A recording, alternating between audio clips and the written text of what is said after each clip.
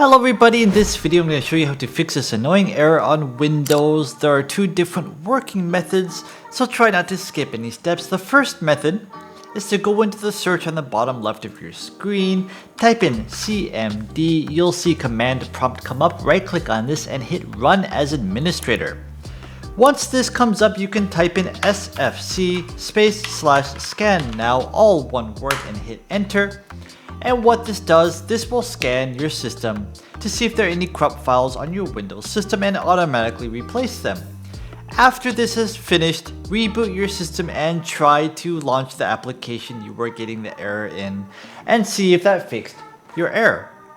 Okay, if you have done that and it still isn't working, you can move on to method number 2. Method number 2, I'll put a link in the video description below, but it will bring you to this website. On the left hand side of this website, you will see a download button, so go ahead and download that. This is a zip file, so if you go into your download folder, you're gonna see a file that looks something like this.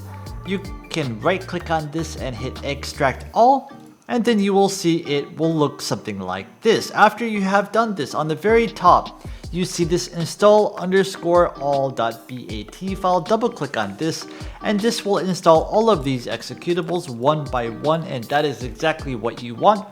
This goes through and it updates all of the executables to the new file format. And this should fix the issue. If it did, leave the video a like and please subscribe. Thank you very much.